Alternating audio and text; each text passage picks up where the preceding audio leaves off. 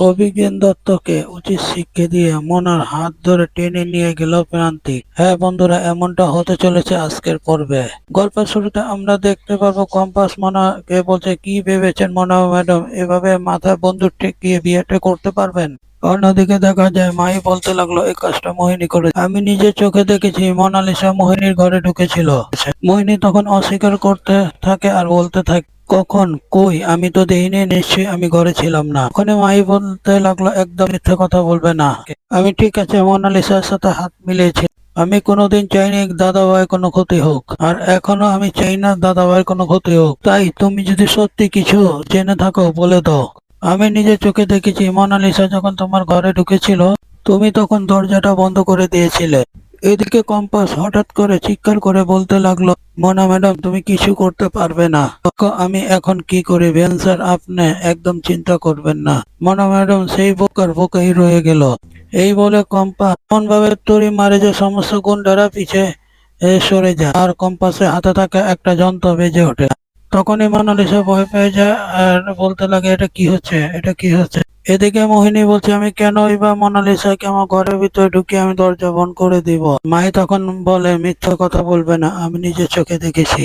রুদ্র তখন বাড়ির CCTV footage check করলে দেখতে পায় যে সিসিটিভি ফুটেজ গুলো ফাঁকা, কিচ্ছু নেই। তখন মোহিনী বলতে লাগলো, আমি জানতাম সিসিটিভি ফুটেজে কিচ্ছু পাবেন না, কিচ্ছু ধরা পড়বে না, তা না হলে আমার নাম মোহিনী। আমি এখন মাহিকে চোর বানিয়ে দিব সবার সামনে। আমার ঋতুজা বলতে লাগলো, এসব বিষয় নিয়ে আমাদের এখন ভাবা চলবে না। কেউ না কেউ আমাদের বাড়ি থেকে ওকে হেল্প করেছে, নাহলে এভাবে সমস্ত সিসিটিভি ফুটেজ মুছে যায় কি করে? অন্যদিকে কম্পাস মোনাকে বলছে, আপনি কিচ্ছু করতে পারবেন না মোনা ম্যাডাম। দেখুন আমি এবার কি করি। আমার হাতের যন্ত্রের সাহায্যে সবার কাছে পৌঁছে যাবে, মা বাবা সবার কাছে, বাড়ির সবাই এখানে আসবে, আর আপনাকে না কেউ ছাড়বে না। তখন মোনালিসা বলে, খবরদার কম্পাস, এটা ভালো হচ্ছে না, আমি কিন্তু কাউকে ছাড়বো না। এদিকে মোহিনীকে সন্দেহ করতে থাকে ঋতুজা, বাড়ির সবাই। ঋতুজা বলে, যা হওয়ার হয়ে গেছে, আমাদের এখন কম্পাস আর বেহানের কাছে যেতে হবে। তবে আমার যতটুকু ধারণা, বেহানের আর কম্পাসের কোনো ক্ষতি হবে না, একজন আছে তো ওদেরকে রক্ষা করার জন্য। এদিকে মোনালিসার হুমকিতে কম্পাস ভয় পায় না। মোনা ম্যাডাম, আপনি কি ভেবেছেন, আপনি কি করবেন? এভাবে মাথায় বন্দুক ঠেকিয়ে জোর করে বিয়ে করা যায়? ঠিক তখনই প্রান্তিক দলবল নিয়ে মন্দিরে হাজির হয়, একে একে সমস্ত গুন্ডাদের মারতে থাকে। তখন মোনালিসা বলতে থাকে, তুমি এখানে এসে পৌঁছে গেছো, আমি কাউকে ছাড়বো না, দরকার পড়লে কম্পাস আর ব্যান্ডে দুজনে গুলি করে দেব।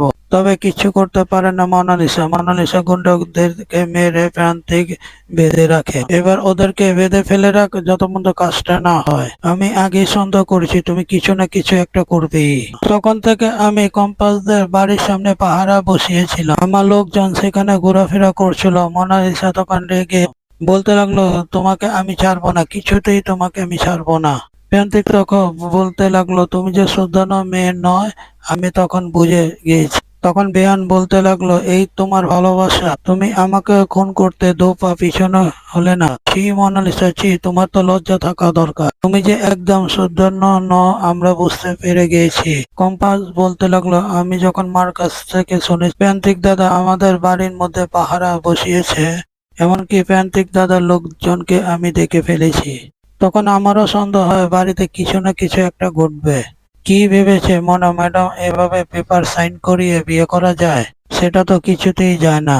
এবার বুঝুন না আপনার অবস্থাটা কি হয়।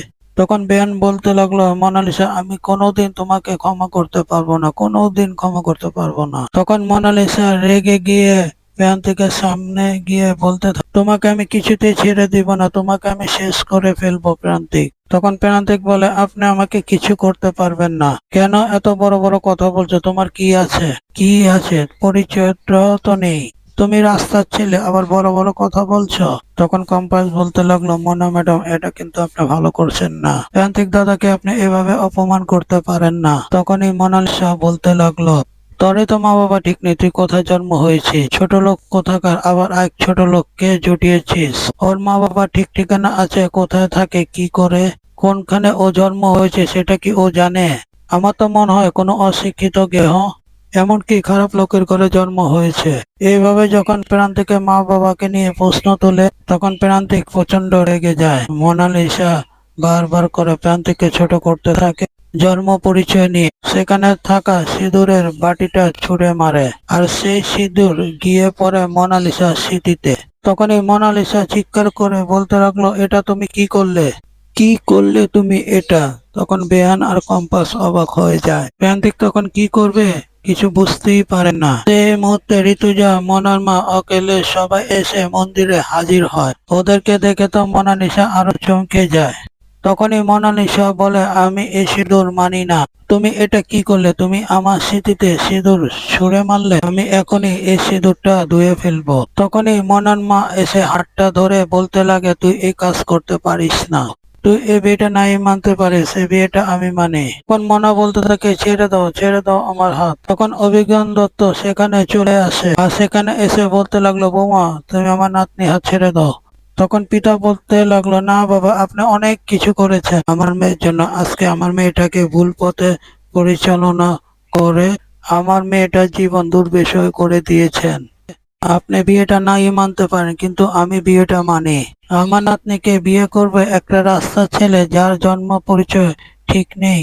তখন ঋতুজা রেগে গিয়ে বলে, অভিজ্ঞান বাবু আপনি কাকে কি বলছেন? তখন অভিজ্ঞান বাবু বলে, আমি ঠিক বলছি, যার চাল চলনের কোনো পরিচয় নেই, এমনকি অশিক্ষিত মূর্খ, সে আমার নাতনিকে শিক্ষা দেবে আর আমার নাতনিকে বিয়ে করে নিয়ে যাবে? এটা হতে পারে না। মনা, তুমি সিঁদুরটা মুছে ফেলো। ঋতুজা তখন বলতে লাগলো, আপনি যাকে অশিক্ষিত চালচলনহীন ছেলে বলছেন, সে আপনার নাতনির থেকে অনেকটা ভালো। আর আপনার নাতনিকে আপনি কি শিক্ষা দিয়েছেন? ছোটবেলা থেকে আপনার নাতনিকে আপনি সবাই কাছে শিক্ষিত বানিয়ে রেখেছিলেন আর কম্পাসকে মূর্খ বানিয়ে রেখেছিলেন। আর আপনার নাতনি আপনাকে আজ পর্যন্ত একটা ডিগ্রি এনে দিতে পেরেছে?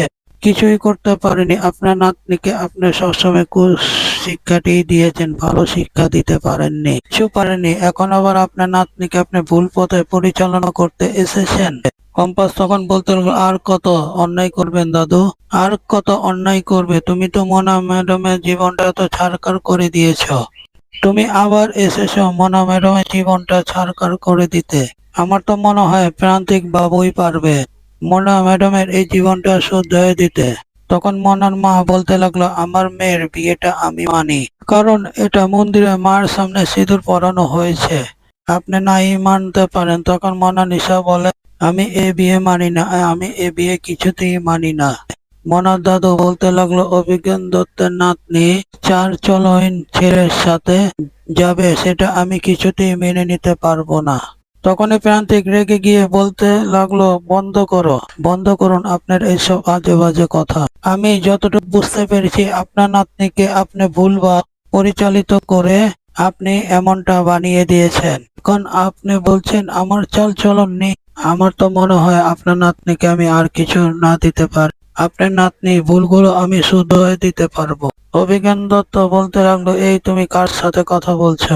তুমি ব্যারিস্টার অভিজ্ঞান দত্তর সাথে কথা বলছো? তোমার এত বড় সাহস! তখনই রেগে যায় প্রান্তিক তখন বলতে লাগলো, শুনুন, আপনি যত বড়ই ব্যারিস্টার হন না কেন, আপনি যে মানুষকে সুশিক্ষা দিতে পারেন না, এটা আমরা ভালো করেই বুঝতে পারছি।